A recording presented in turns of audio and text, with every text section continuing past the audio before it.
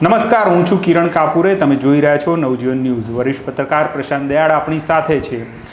બોટાદમાં ખેડૂત મહાપંચાયત થઈને ખેડૂત મહાપંચાયતમાં બબાલ ઊભી થઈ. આપ નેતાઓ અને પોલીસ વચ્ચે સ્થાનિક લોકો પણ તેમાં સંડોવાયેલા હતા અને અટેમ્પ્ટ ટુ મર્ડર એફઆઈઆરમાં એક ચાર્જીસ લાગ્યા છે અને એ ઉપરાંતના પણ અનેક ચાર્જીસ છે. તે વિશે પ્રશાંત દયાળ સાથે વાત કરવી છે. પ્રશાંતભાઈ, સૌથી પહેલાં તો આ જે ચાર્જીસ લાગ્યા છે, આ જે ઘટના બની એમાં આ ચાર્જીસ ગંભીર પ્રકારના છે કે પછી આવા ચાર્જીસ લાગી શકે કાયદાની રીતે? વિગતે વાત કરીશું આપણે. તો સૌથી પહેલાં આ જે એફઆઈઆર નોંધાઈ છે એ 12/10/25ના રોજ નોંધાઈ છે. હવે આ ઘટના પણ આપણે સમજવી જોઈએ કે આમ આદમી પાર્ટીના રાજુ કરપડા બોટાદ એપીએમસીમાં જાય છે અને જે કરદાના ભાવનો પ્રશ્ન હતો કે ખેડૂતોનું શોષણ થઈ રહ્યું છે, એ એપીએમસીમાં દાખલ થવા જાય છે ત્યારે એમને અટકાયત કરવામાં આવે છે અને પછી આમ આદમી પાર્ટી દ્વારા ત્યાં મહાપંચાયત કરવાનું આહ્વાન કરવામાં આવે છે. લોકો એકત્રિત થવાના હતા. સમસ્યા એવી હતી કે પોલીસ પરમિશન લેવામાં નહોતી આવી. હવે સરકાર કે પોલીસ અત્યારે જે કંઈ વાત કરતી હોય, પહેલાં તો આપણે સરકારની ફેલ્યોરની વાત કરીએ કે રાજુ કરપડા એક એવું નામ બોટાદમાં થઈ ગયું હતું કે જેમની અગાઉ અટકાયત થઈ હતી, પછી એમને છોડી મૂકવામાં આવ્યા હતા. અવસર રીતે અટકાયતમાં છોડી મૂકતા હોય છે. પણ જે દિવસે આ ઘટના ઘટે છે એ દિવસે રાજુ કરપડા મોટરસાઇકલ ઉપર બેસીને મફલર બાંધીને હળદળ ગામ સુધી પહોંચી જાય છે. હું માનું છું કે આ બોટાદ પોલીસની અને સ્ટેટ આઈબીની મોટી નિષ્ફળતા છે. ઓકે, બરાબર છે કે કેવી રીતના તમે જો મંજૂરી નથી આપી, તમે આટલો પોલીસનો કાફલો ખડકી દીધો હતો અને છતાં જો રાજુ કરપડા ત્યાં સુધી પહોંચી ગયા તો એમની ફેલ્યોર હતી. બીજું, હળદળની અંદર લોકો એકત્રિત થઈ રહ્યા હતા તો સ્ટેટ આઈબીના અધિકારીઓ પણ ત્યાં હાજર હોવા જોઈતા હતા, જે હતા કે નહીં આપણને ખબર નથી. પણ જ્યારે આ બનાવ ઘટે છે, પથ્થરમારો થાય છે, ત્યાંથી રાજુ કરપડા ભાગવામાં સફળ થાય છે. એ પણ હું એવું માનું છું કે સ્ટેટ આઈબી અને બોટાદ પોલીસની નિષ્ફળતા છે. એટલે પહેલાં તો રાજુ કરપડા ત્યાં સુધી પહોંચી ગયા, એ બહુ અગત્યની વાત છે. એટલે આ વિષય ઉપર પોલીસ બોલતી નથી, પણ એમની ફેલ્યોર છે. જો રાજુ કરપડા ત્યાં ન હોત તો સભા જ ન થઈ હોત, તો સભાનો પ્રયાસ ન થયો હોત ને પથ્થરમારાની ઘટના ન ઘટી હોત. તો પહેલો મુદ્દો એવો છે કે શું કર્યું સ્ટેટ આઈબીએ, શું કર્યું? તો કોઈને પાસે એનો જવાબ નથી. બીજી વસ્તુ એવી છે કે આ પ્રકારનું આયોજન, પોલીસની એફઆઈઆર જોઈએ તો એમાં કાવતરાની કલમ નાખવામાં આવેલી છે કે આ લોકોએ કાવતરું ઘડ્યું, બીજા શહેરોમાંથી ગામોમાંથી લોકોને એકત્રિત કર્યા. તો સ્ટેટ આઈબીએ રિપોર્ટ કર્યો તો બોટાદ પોલીસને કે સ્ટેટ પોલીસને જાણ કરી હતી કે આ પ્રકારનું એક કાવતરું ઘડાઈ રહ્યું છે, આસપાસના ગામોમાંથી લોકો ભેગા થવાના છે. તો હું એવું કહીશ કે તો પછી તમે કાવતરું એસ્ટાબ્લિશ કરો છો તો તમારી પાસે એવું કોઈ ઇનપુટ નહોતો કાવતરું એસ્ટાબ્લિશ થાય એવું, કારણ કે લોકો એકત્રિત થઈ રહ્યા હતા. હવે જેટલા એફઆઈઆરમાં મેં નામ જોયા, અત્યારે 65 લોકોની ધરપકડ કરી છે. એ 65 લોકોમાં સુરેન્દ્રનગરની બહુ મોટી સંખ્યામાં છે. એટલે શક્ય છે કે રાજુ કરપડા સુરેન્દ્રનગરથી છે, એટલે ત્યાંથી માણસો આવ્યા હશે.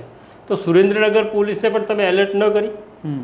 જો તમારી પાસે આઈબી ઇનપુટ હતો તો તમે સુરેન્દ્રનગરને પણ એલર્ટ ન કરી કે તમારા ગામમાંથી કોઈ માણસો આ તરફ ન નીકળે, એની તકેદારી રાખજો. એવું કંઈ જ થયું નથી. એટલે કાવતરાની વાત કરતા હોય તો કાવતરું એટલા માટે ઘડી શકાયું જો ઘડાયું હોય તો, કે સ્ટેટ આઈબીની નિષ્ફળતા આમાં દેખાય છે મને. પણ પ્રશાંતભાઈ, તમે જે કહો છો એમ કે રાજુ કરપડા હળદળ ગામમાં આવી ગયા, સભા થઈ, પછી આ બબાલ ઊભી થઈ અને ત્યાંથી એ નીકળી પણ ગયા. એટલે એક સવાલ તો એ છે કે પોલીસની કે આઈબીની નિષ્ફળતા. બીજો સવાલ એ છે કે આવી રીતે રાજકીય આગેવાન જ્યાં પોલીસ બધાને મારે છે, અટકાયત કરે છે, ત્યાંથી આવું ભાગી જવું એ કેટલી હદે, એટલે એના વિશે શું કહો છો? નહીં, એ પ્રશ્ન તારો બહુ વ્યાજબી છે. આપણા સહયોગી છે જયંત દાફડા, એ પણ જ્યારે ત્યાં રિપોર્ટિંગ કરીને પાછા આવ્યા ત્યારે એમનું કેવું પણ એવું હતું કે રાજુ કરપડા પોતાના લોકોને મૂકીને ભાગી ગયા.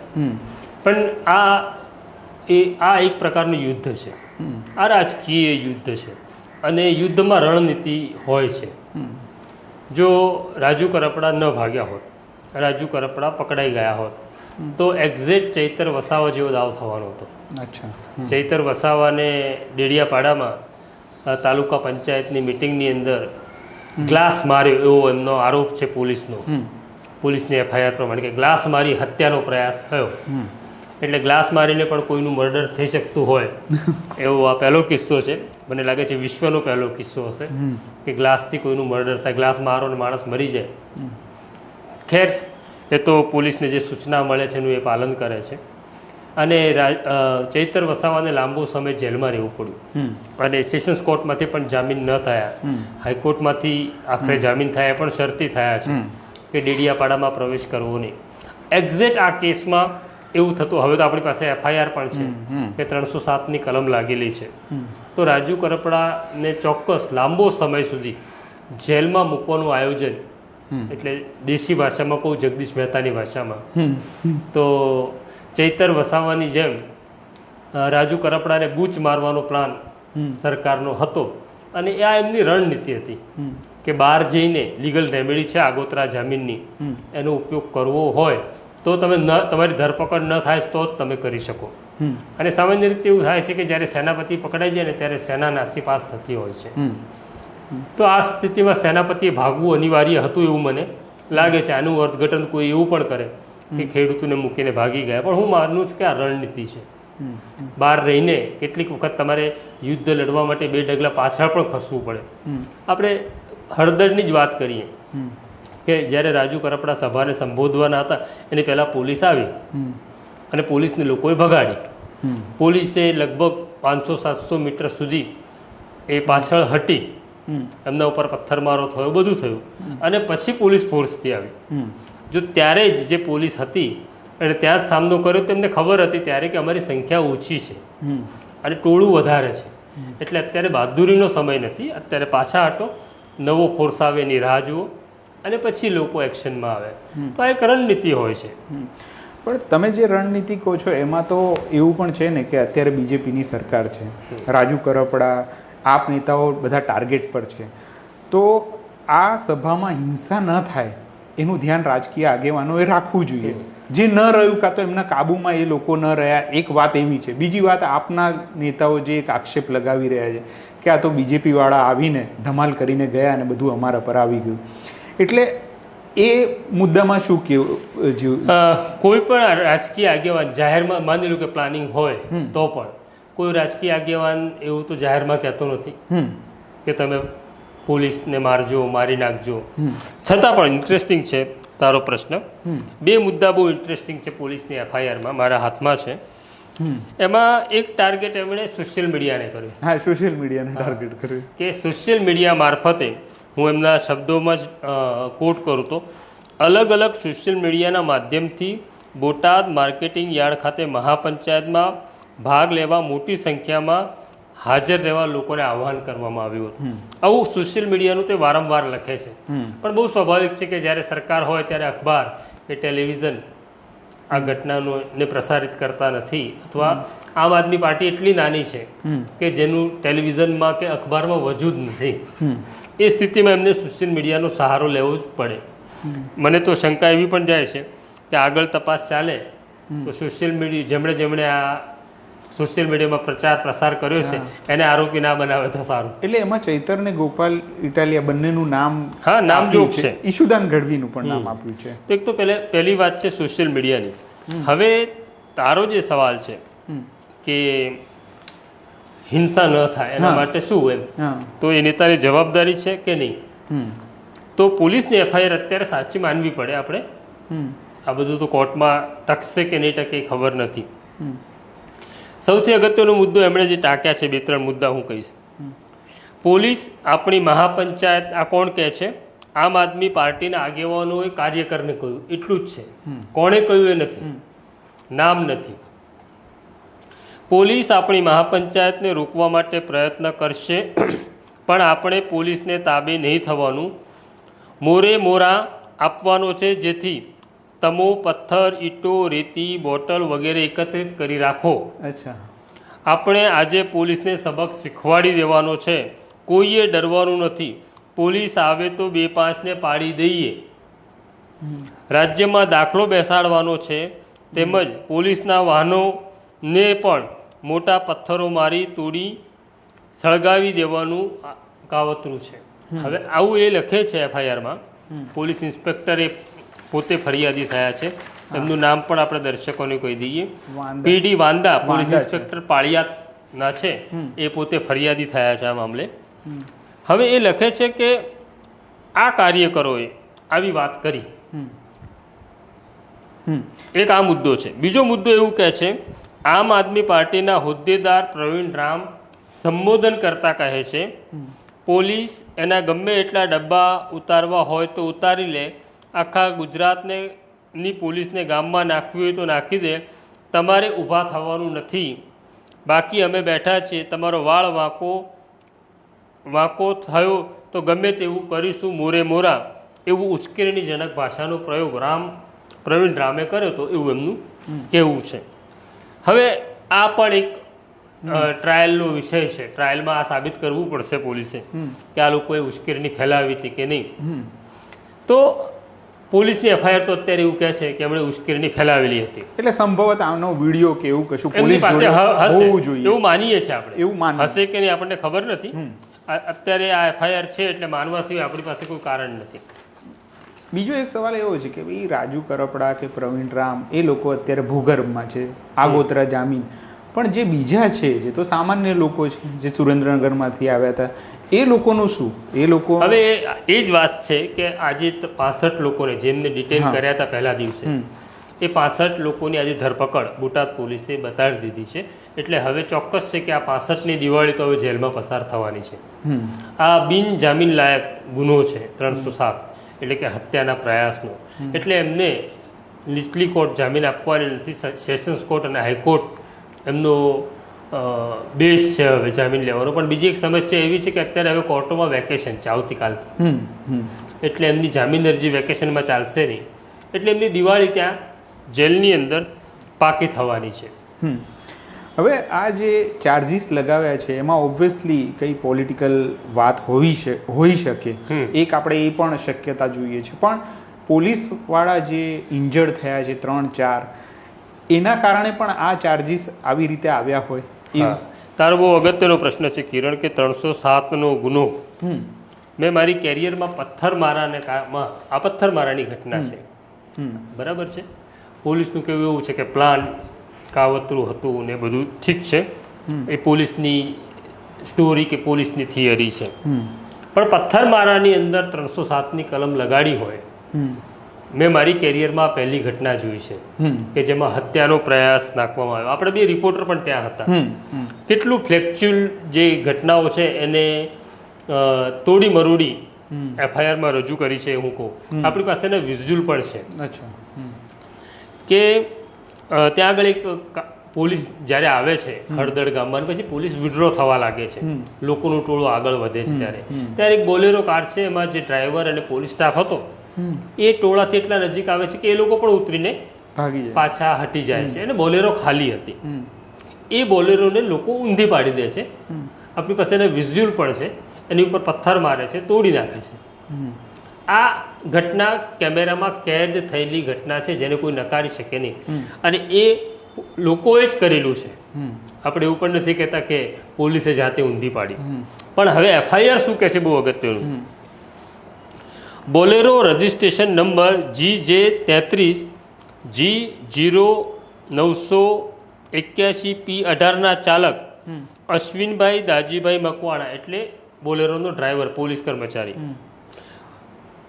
મકવાણાને બોલેરોમાં મારી નાખવાના ઈરાદે પલટી ખવડાવી દીધેલ છે તથા બોલેરો ઉપર ખૂબ મોટી સાઇઝના પથ્થરો નાખી દઈ કાચ તોડી ગોબા પાડી જ્વલનશીલ પ્રવાહી છાંટી સળગાવવાનો પ્રયત્ન કર્યો છે. હવે આ ઘટના આપણા કેમેરામાં જ કેદ છે, જેમાં જ્યારે લોકોએ આ બોલેરોને ઊંધી પાડી ત્યારે એમાં કોઈ ડ્રાઈવર નહોતો, કોઈ પોલીસ કર્મચારી નહોતો. અને ઊંધી પાડ્યા પછી કોઈ એના ઉપર કોઈ જ્વલનશીલ પ્રવાહી છાંટી હોય, પેટ્રોલ, ડીઝલ, કેરોસીન અને આગ લગાડવાનો પ્રયત્ન કર્યો હોય એવી ઘટના નહોતી. પણ હવે આ ઘટનાને ગંભીર બનાવવી હોય, તમારે 307ને એસ્ટાબ્લિશ કરવી હોય તો તમારે આ ઘટના આમાં ઉમેરવી પડે. આ ફેબ્રિકેટેડ ઘટના છે. તો આ પ્રકારનું તો ઘણું બધું એમણે કર્યું છે. બીજું આગળ પણ કહું, પ્રિઝન વાહન 2G JG04 GB 0256 બેસેલા ચાલક અને કર્મચારીઓને મારી નાખવાના ઈરાદે બસ ઉપર પથ્થરમારો કરી આગળનો મેઇન કાચ સાઈડ કાચ તોડી ગોબા પાડી. હવે પથ્થર મારનારનું કોઈ ટાર્ગેટ નહોતું કે આને જ મારી નાખવું.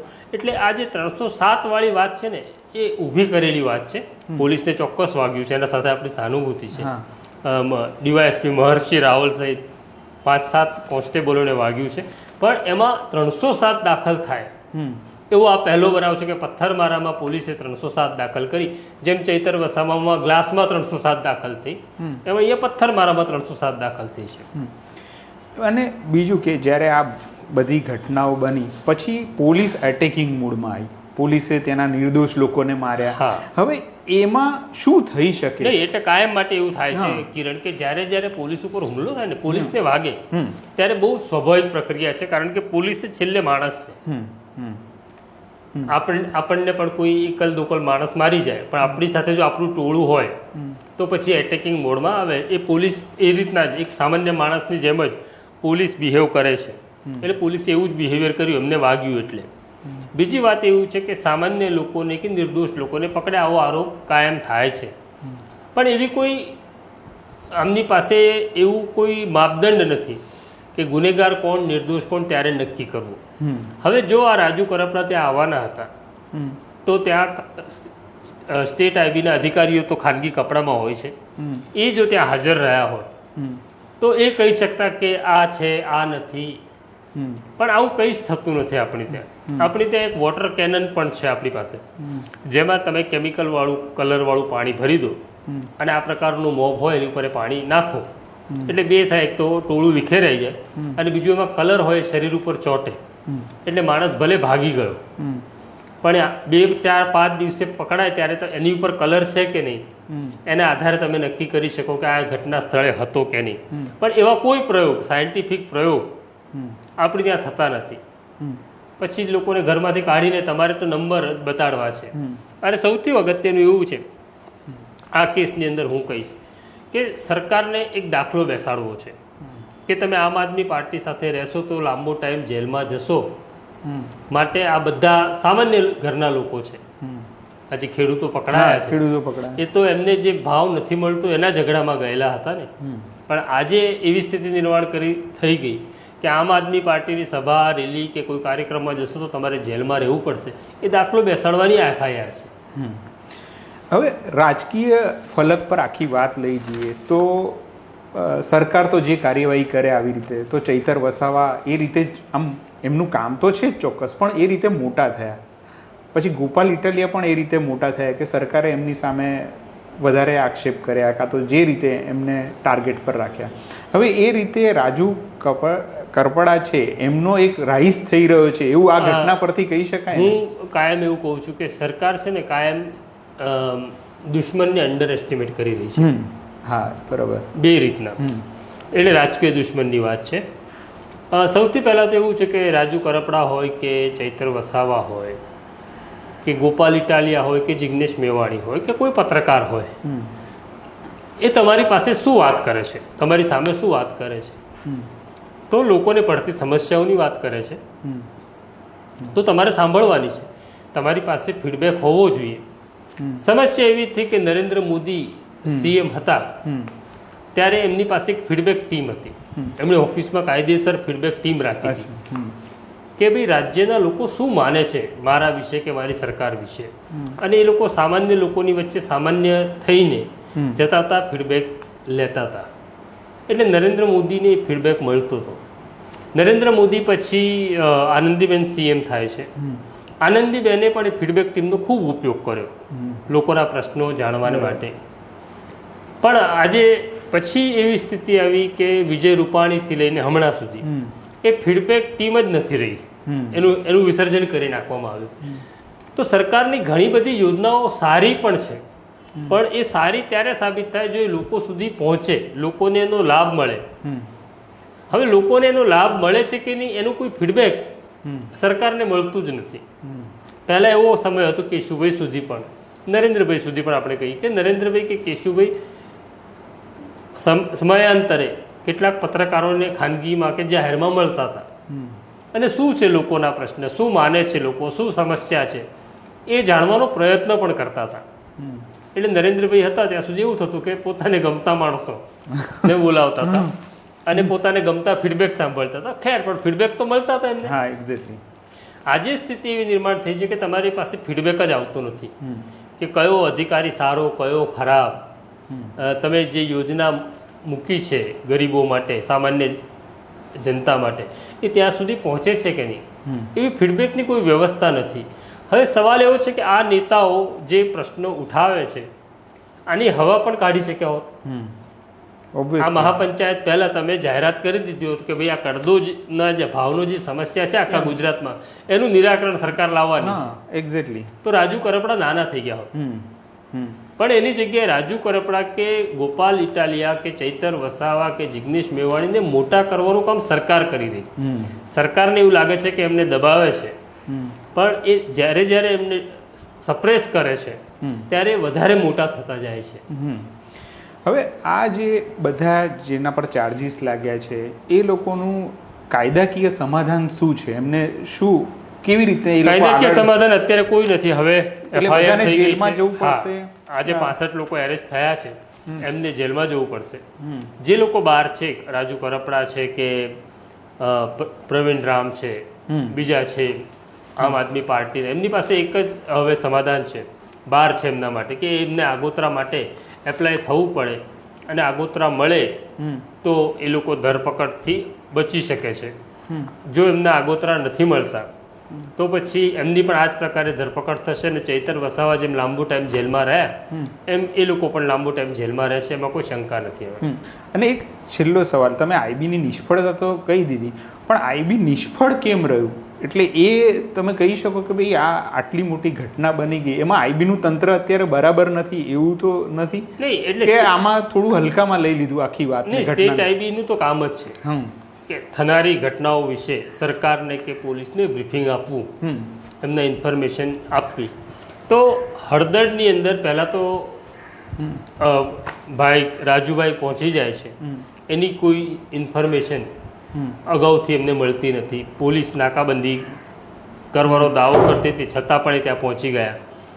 બીજું એવું છે કે આ પ્રકારે કાવતરું ઘડવાની જે FIRની વાત કરે છે, તો આવો કોઈ ઇનપુટ આપ્યો તો બોટાદ પોલીસને સ્ટેટ આઈબીએ કે ભાઈ કાવતરું ઘડાઈ રહ્યું? જો કાવતરું ઘડાઈ રહ્યું હતું અને તમને ન ખબર પડી તો વધારે ગંભીર મામલો છે. ઓકે, તો આ હતી ચર્ચા પ્રશાંત દયાળ સાથે બોટાદના જે કંઈ સ્થિતિ છે અને હવે FIR થઈ છે તો તેના અપડેટને લઈને અમે સતત એની પર નજર રાખી રહ્યા છીએ. આ પ્રકારના અપડેટ અમે સતત તમારી સમક્ષ લાવતા રહીશું. નમસ્કાર.